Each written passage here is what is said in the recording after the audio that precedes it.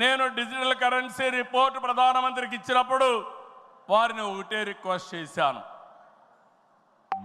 మీరు ఈరోజు 500, 1000 రూపాయలు రద్దు చేస్తున్నారు, ఇంకా 2000 రూపాయలు కొత్తగా తీసుకొచ్చారు.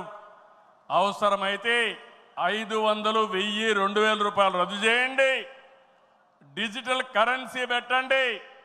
ఎవరైనా అక్రమార్కులు ఉంటే ఈజీగా పట్టుకోగలుగుతాం. ఇవన్నీ రద్దు చేయమని కోరాను.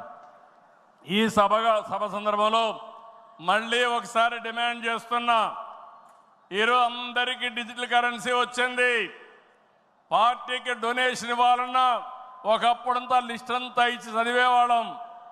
ఇప్పుడు నేరుగా మీ ఫోన్ ద్వారా పార్టీ అకౌంట్లోకి డబ్బులు చెల్లించే పరిస్థితికి వచ్చారంటే ఈ 500, 1000, 2000 రూపాయల అవసరం లేదు. రాజకీయాల్లో డబ్బులు పంచే అవసరం ఉండకూడదు.